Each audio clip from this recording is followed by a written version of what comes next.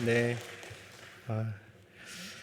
오늘따라 감동이 더 깊은 것 같습니다. 네, 찬양대가 예배 자리에 선다는 것이 책임감이 크고 또 사명이 크지만 그 상은 천국에서 해같이 반짝반짝 빛날 줄 믿습니다. 그래서 우리 믿음의 사람들은 항상 노래를 하지 않습니까? 절망의 순간에도 노래하고 요즘과 같이 힘들고 어렵고 웃을 일이 없는, 기쁜 소식이 없는 세상사를 바라보면 그렇지만 노래하고 또 장례식의 슬픔 중에도 노래하고, 그러나 믿음의 사람들이기 때문에 이렇게 노래를 합니다. 그래서 그 노래를 통해서 위로를 받고 용기를 얻고 주님 안에서 또 희망을 찾는데, 우리 진정 찬양하는 이렇게 하나님이 함께 하신다는 믿음으로, 또 하나님이 일하신다는 믿음으로 이렇게 찬양해 주시고 또 함께 이렇게 교회를 섬기시는 우리 찬양대원 한 분 한 분을 정말 주님께서 기억하시고 그 수고를 아시고 또 언젠가는 그 수고를 통하여서 우리가 생명의 소망을 깊게 붙잡게 될 줄 믿습니다. 네, 오늘 본문 9절 말씀을 세 번역으로 한번 같이 우리 다 함께 읽어보도록 하겠습니다. 시작. 그러면 무엇을 말해야 하겠습니까? 우리 유대 사람이 이방 사람보다 낫습니까? 전혀 그렇지 않습니다. 유대 사람이나 그리스 사람이나 다 같이 죄 아래에 있음을 우리가 이미 지적하였습니다. 아멘. 오늘 말씀을 보니까 사도 바울이 유대 사람이나 그리스 사람이나 하나님 앞에서 다 똑같은 죄인이다 라고 말합니다. 율법을 받고 할례를 받은 유대인이어도 죄를 지었고 하나님 앞에서 죄인이고, 똑똑한 사람이고 선한 양심을 따라 아무리 하나님 앞에서 살려고 노력해도 그도 죄인이고 하나님 앞에 동일한 죄인이다 라고 말합니다. 세상 모든 사람은 누구나 다 예외 없이 죄 아래에 있다라고 이렇게 선포합니다. 여러분, 죄 아래에 있다라고 하는 것은 법적인 상태가 모두 동일하다라는 그런 의미를 가지고 있습니다. 세상 모든 사람들이 예외 없이 하나님 앞에서 법적인 상태로 죄인의 상태다라는 겁니다. 어떤 사람이 다른 사람들보다 덜 죄를 지을 수는 있습니다. 죄를 덜 지었다고 해서, 그렇다고 해서 그 사람이 죄인이 아닌 것은 아닙니다. 팀 켈러 목사님이 당신을 위한 로마서라는 책에서 이 죄인의 비유를, 이런 이야기로 이렇게 비유를 든 적이 있는데 한번 들어보시기 바랍니다. 하와이에서 일본까지 세 사람이 수영을 해서 이제 건너가고자 합니다. 첫 번째 사람은 수영을 아예 하지를 못합니다. 수영을 못하니까 물에 들어가자마자 꼬르륵 빠졌겠죠. 두 번째 사람은 수영을 조금 할 줄 압니다. 열심히 수영을 했지만 그 사람도 얼마 가지 못해서 바다에 빠지게 되었습니다. 마지막 세 번째 사람은 세계 수영 선수권 대회 우승자입니다. 그는 한 4km까지는 여유 있게 수영을 해서 앞으로 전진을 했습니다. 그리고 조금 더 힘을 내서 6km까지 갔고, 거기서 조금 더 힘을 내서 8km 정도까지는 전진을 했습니다. 앞으로 나아갔습니다. 그러나 그도 더 이상 앞으로 나아가지 못하고 물에 빠지고 말았습니다. 여러분, 누가 더 멀리까지 수영했는가? 그건 중요하지 않습니다. 모두가 목적지에 도착하지 못했고 모두가 바다에 빠지게 되었습니다. 정도의 차이가 있지만 모든 사람은 다 하나님 앞에서 죄인이다 라고 하는 사실이지요. 그래서 모든 죄인은 하나님의 진노 앞에서 하나님의 심판을 피하지 못합니다. 여러분, 하나님의 진노의 심판을 피하기 위해서는 반드시 이 죄의 문제가 해결이 돼야 합니다. 죄 문제를 해결하지 못한다면 우리는 지옥에서 영원한 죽음의 시간을 보내야 할 것입니다. 오늘 본문 말씀에서 사도 바울은 죄의 영향력, 죄라는 것이 얼마나 큰 영향력이 있는지를 세 가지 정도로 우리에게 설명을 해주고 있습니다. 구약의 말씀을 인용해서 설명을 하고 있는데요. 이 세 가지를 한번 살펴보도록 하겠습니다. 첫 번째 죄의 영향력은 마음을 죄짓게 합니다. 여러분, 죄는 우리의 마음을 상하게 하고 어둡게 하고 또 우리의 마음을 둔하게 합니다. 본문 10절에서 12절 말씀을 세 번역으로 한번 같이 읽어보도록 하겠습니다. 시작. 성경에 이렇게 기록되어 있습니다. 의인은 없다, 한 사람도 없다. 깨닫는 사람도 없고 하나님을 찾는 사람도 없다. 모두가 곁길로 빠져서 쓸모가 없게 되었다. 선한 일을 하는 사람은 없다, 한 사람도 없다. 아멘. 방금 읽은 말씀은 바울이 시편 14편과 또 53편의 말씀을 인용한 것입니다. 의인이 하나도 없고 하나님을 찾는 자도 없고 선을 행하는 사람이 하나도 없다. 죄의 영향력입니다. 여러분, 죄는 우리의 마음을 상하게 하고 우리를 마음을 어둡게 하고 둔하게 만듭니다. 그래서 죄를 지으면 나중에 또 죄를 지어도 죄 짓는지 모르게 할 만큼 우리의 마음을 둔하게 만들죠. 여러분, 그런 경험이 있지 않습니까? 어떤 잘못을 하기 전에 처음에 너무나 두렵고 떨리죠. 이래도 되나 싶은 마음이 막 듭니다. 식은땀도 나고요. 그런데 다음에 똑같은 죄를 반복하게 될 때 처음 그 마음이 아닙니다. 마음의 양심의 가책을 덜 받으면서 그 죄를 또 짓게 되죠. 그 다음에는 아무렇지도 않게 그 일을 행한 경험이 우리 모두에게는 있을 것입니다. 우리 속담에 바늘 도둑이 소 도둑 된다라는 말이 있죠.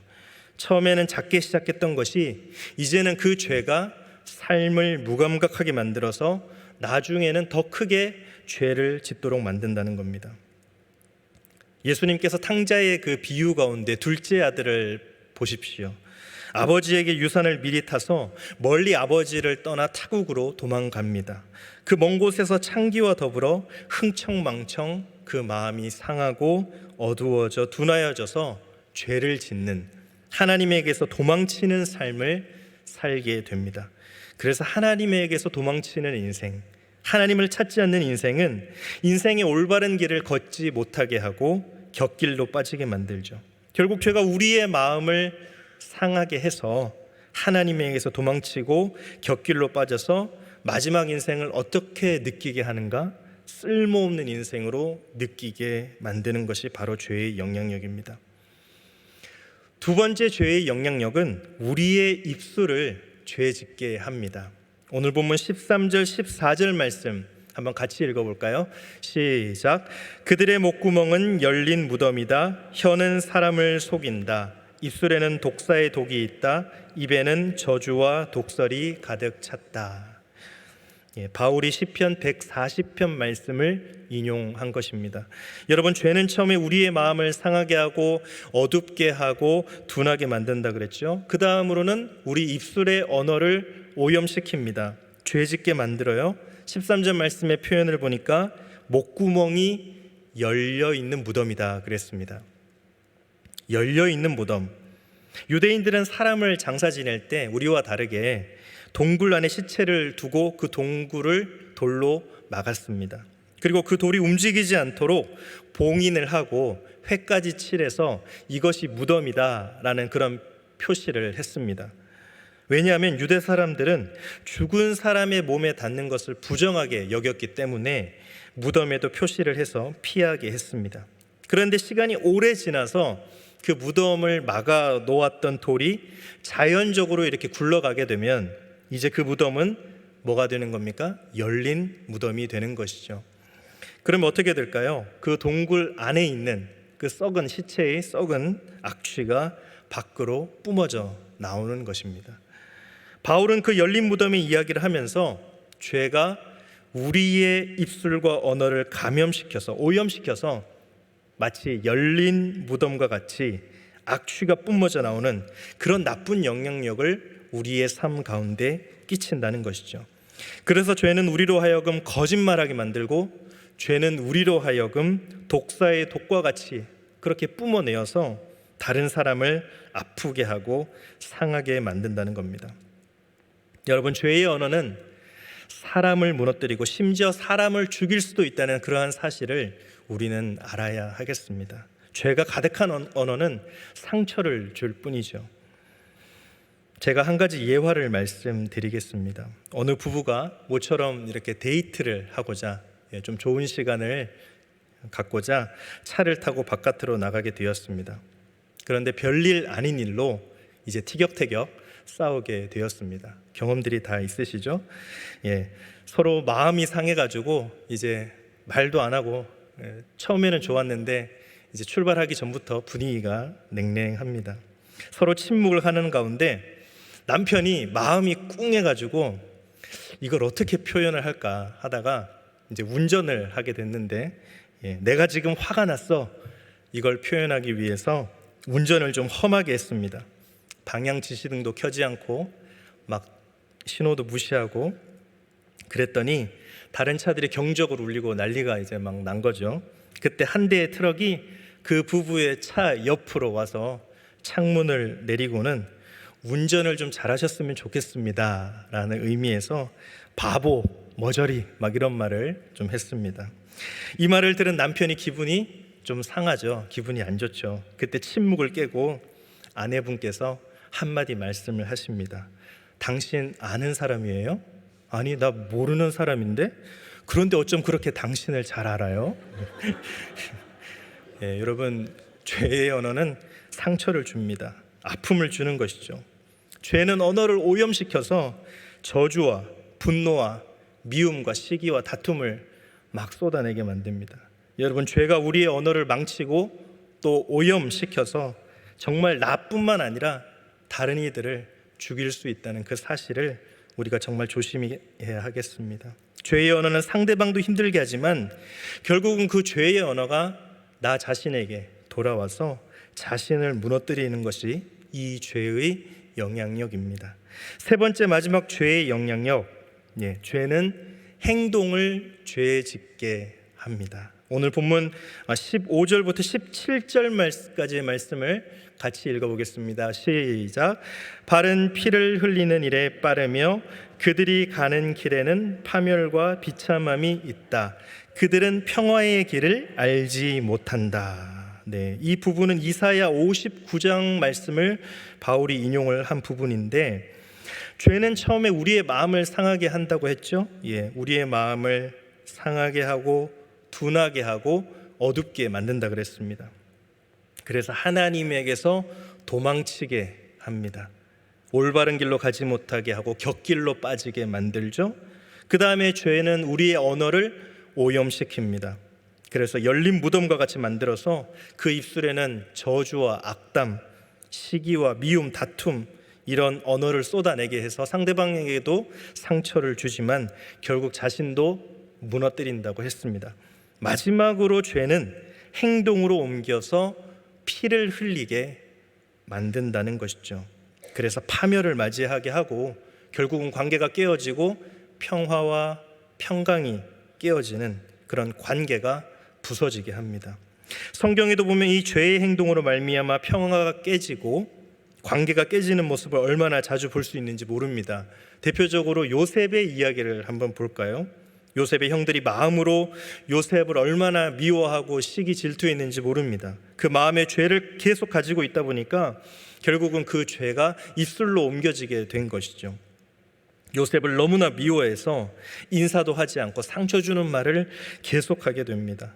결국 그 죄가 어디로까지 이어집니까? 형들은 더 큰 행동의 죄를 짓고 맙니다. 자기 동생 요셉을 애굽의 노예로 팔아버리는 그런 끔찍한 행동을 저지르게 되지요. 여러분, 피를 흘린 겁니다. 이 죄로 말미암아서 끝까지 간 것이죠. 그래서 관계가 깨어지고 평화와 평강에 빼앗겨버리는 그런 참담한 어려움을 당하는 것을 우리는 볼 수가 있습니다. 바울은 우리의 삶 가운데 이런 죄의 영향력이 왜 일어나는가? 왜 죄가 우리를 자꾸 지배해서 마음을 상하게 하고 입술을 오염시키고 행동으로 피를 흘리게 하는가? 이것 때문에 그렇다라고 가르쳐 주는데요. 오늘 본문 18절 말씀을 보겠습니다. 세 번역으로 한번 같이 읽어보겠습니다. 시작. 그들의 눈에는 하나님을 두려워하는 빛이 없다. 아멘. 이 말씀은 시편 36편 말씀을 인용하고 있습니다. 사람이 왜 마음에 죄를 짓고 입술에 죄를 짓고 행동에 죄를 짓는가? 하나님을 두려워하지 않기 때문이라는 것입니다. 하나님을 두려워하지 않기 때문에 이 모든 죄가 시작된다는 겁니다. 사람의 전적인 타락의 시작은 하나님을 두려워하지 않는 겁니다. 죄의 모든 시작은 하나님을 경외하지 않기 때문입니다. 성경은 우리에게 하나님을 경외해야 된다 끊임없이 말씀하시죠. 하나님을 경외한다는 것은 이런 의미입니다. 하나님을 공경한다는 의미이고 또한 하나님을 두려워해야 된다라는 그런 의미를 가지고 있습니다. 하나님을 공경한다는 것은 하나님을 사랑하는 겁니다. 그래서 하나님께서 기뻐하시는 일을 하고자 하나님의 뜻에 순종하는 것이죠. 그래서 하나님을 경외하는 자는 하나님의 말씀에 순종을 하게 되어 있습니다. 여러분, 하나님을 또한 두려워한다는 것은 하나님을 나의 심판주로 인정한다는 것입니다. 우리가 사도신경으로 우리의 신앙을 고백하지 않습니까? 거기로부터 살아있는 자와 죽은 자를 심판하러 오십니다. 하나님께서 우리를 심판하시는 유일한 한 분이신 줄 믿습니다. 우리를 심판하신다는 것은 우리를 살릴 권한, 우리를 죽일 권한이 하나님께 있다라고 하는 사실입니다. 하나님이 나의 심판주다라는 것을 믿는 사람은 하나님을 두려워하겠지요. 그러니 하나님을 경외하는 삶을 살아가는 겁니다. 시편 130편 3절 4절 말씀입니다. 우리 한번 같이 읽겠습니다. 시작. 주님께서 죄를 지켜보고 계시면 주님 앞에 누가 감히 맞설 수 있겠습니까? 용서는 주님만이 하실 수 있는 것이므로 우리가 주님만을 경외합니다. 아멘. 용서는 누구만 하실 수 있습니까? 용서는 주님만이 하실 수 있으니 우리가 주님만을 경외합니다. 하나님을 경외하는 사람, 하나님을 두려워하는 사람은 용서가 하나님께 있는 것을 믿는 사람인 줄 믿습니다. 하나님을 두려워하는 사람은 하나님께서 심판주이심을 믿는 것이죠. 동시에 그분이 나를 죽이실 수도 있고 살리실 수 있는 권한이 있지만 그분은 또한 나를 용서해 주시고 나를 사랑해 주시는 분이다라는 것을 동시에 믿는 것입니다. 여러분, 성경에 보면 하나님께서 인정해 준 사람이 있습니다. 너는 나를 정말 경외하는 사람이다. 내가 너 그거 인정해. 하나님께로부터 직접 인정을 받았던 사람이 있습니다. 누굴까요? 창세기에 보면 아브라함이라는 사람이 나옵니다. 창세기 22장 10절에서 12절 말씀을 제가 읽겠습니다. 그는 손에 칼을 들고서 아들을 잡으려고 하였다. 그때에 주님의 천사가 하늘에서 아브라함아 아브라함아 하고 그를 불렀다. 아브라함이 대답하였다. 예, 여기 있습니다. 천사가 말하였다. 그 아이에게 손을 대지 말아라. 그 아이에게 아무 일도 하지 말아라. 네가 너의 아들 너의 외아들까지도 나에게 아끼지 아니하니 내가 하나님 두려워하는 줄을 내가 이제 알았다. 아멘. 네, 여러분, 아브라함은 하나님을 경외하는 사람이었습니다. 아브라함은 하나님을 두려워했습니다.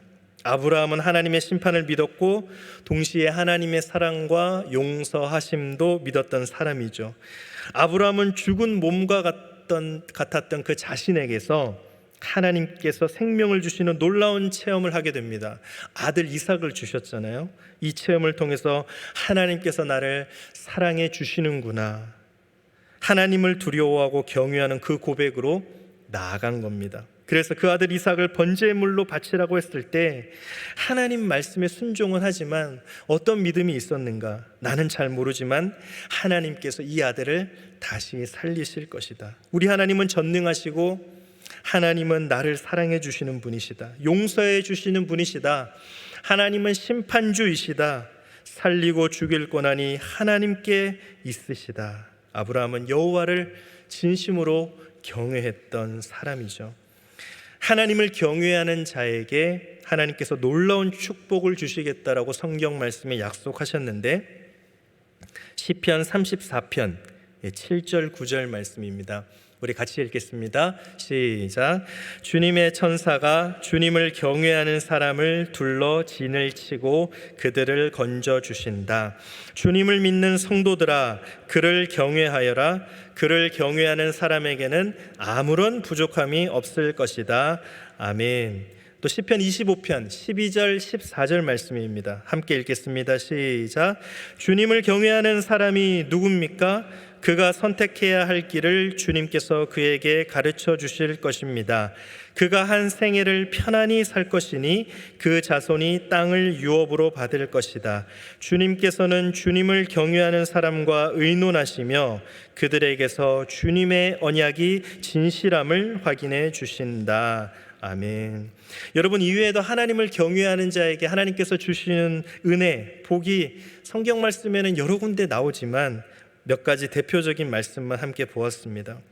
하나님을 경외하면 이런 은혜도 있지만 또 오늘 말씀을 통해 깨닫는 정말 중요한 것은 하나님을 두려워하는 자에게 주시는 하나님의 놀라운 은혜는 죄를 멀리한다는 사실입니다.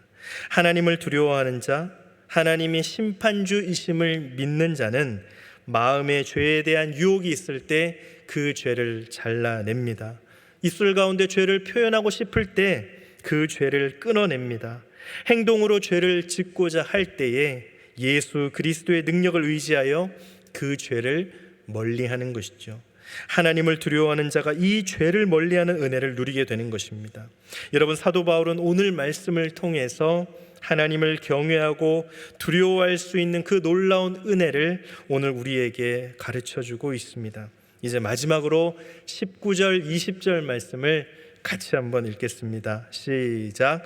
율법에 있는 모든 말씀이 율법 아래 사는 사람에게 말한 것임을 우리는 압니다. 그것은 모든 입을 막고 온 세상을 하나님 앞에서 유죄로 드러내려는 것입니다. 그러므로 율법의 행위로는 하나님 앞에서 의롭다고 인정받을 사람이 아무도 없습니다. 율법으로는 죄를 인식할 뿐입니다. 아멘. 사도 바울이 율법의 역할에 대해서, 목적에 대해서 말씀하고 있습니다. 율법으로 의롭다고 인정받을 사람이 단 한 사람이라도 있습니까? 없습니까? 없습니다. 율법으로는 한 사람도 의롭다라고 인정받을 수가 없어요. 그러면 율법의 역할은 무엇입니까? 20절 마지막에 보니까 율법으로는 죄를 깨달을 뿐입니다. 여러분, 율법이 무엇입니까? 율법은 하나님의 말씀이죠. 여러분, 하나님의 말씀은 내 발의 등이요 내 길의 빛이니이다. 여러분, 하나님의 말씀은 빛이죠. 그래서 우리가 하나님의 말씀을 읽으면 하나님의 말씀의 빛이 우리의 삶을 환하게 이렇게 비추어 주십니다. 그러면 우리 삶에 죄로 가득했던 그 모든 것이 드러나게 되죠.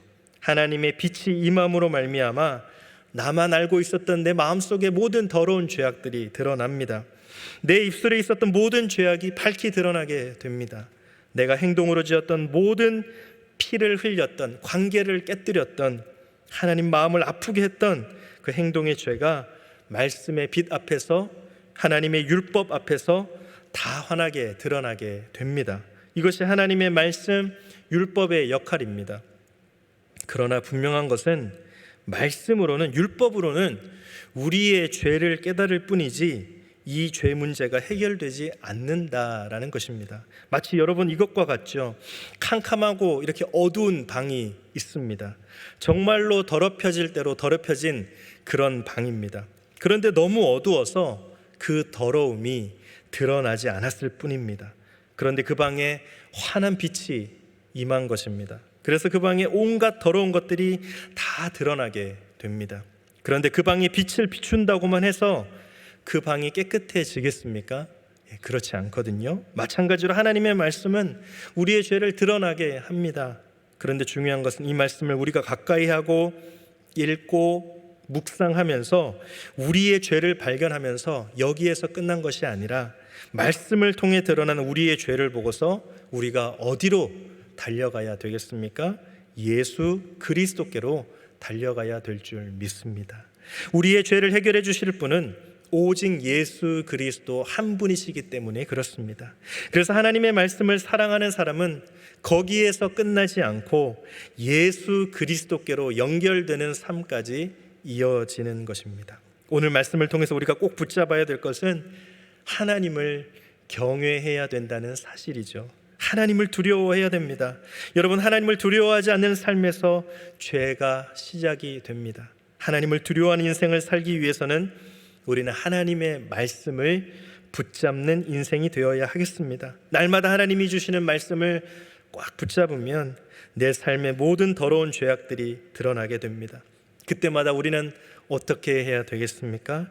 우리에게 구원의 길을 허락해 주신, 우리의 죄사함의 길을 열어주신 예수 그리스도께로 달려가야 될 줄 믿습니다. 그래서 하나님을 경외하는 자, 하나님을 두려워하는 자는 하나님 말씀을 붙잡고 예수 그리스도를 의지하며 살아가는 인생입니다. 하나님 말씀을 붙잡고 예수 그리스도께로 달려가는 인생 가운데 하나님께서 보호해 주십니다. 하나님께서 인도해 주십니다. 그 모든 죄의 문제를 해결해 주시고 놀라운 은혜로 인도하여 주실 줄 믿습니다.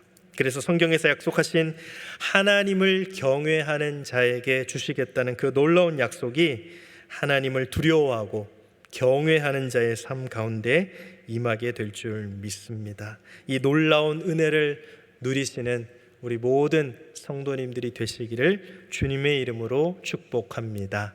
기도하겠습니다. 하나님 감사합니다. 하나님을 경외하고 하나님을 두려워하는 삶을 살 수 있도록 주님, 예수 그리스도 의지하며 살아가는 인생으로, 그래서 예수 그리스도께 달려가는 인생 가운데 날마다 보호해 주시고 인도해 주시고 그 모든 죄의 문제를 해결해 주시며 놀라운 약속하신 말씀의 은혜로 인도하여 주실 줄 믿습니다. 하나님을 경외하고 두려워하는 이 모든 은혜를 우리 모두 누리고, 그리고 하나님을 더욱더 사랑할 수 있는 우리 모든 귀한 인생들 될 수 있도록 주님, 연약한 저희들을 붙잡아 주시고 인도하여 주옵소서. 이 모든 말씀 예수님의 이름으로 간절히 기도드립니다. 아멘.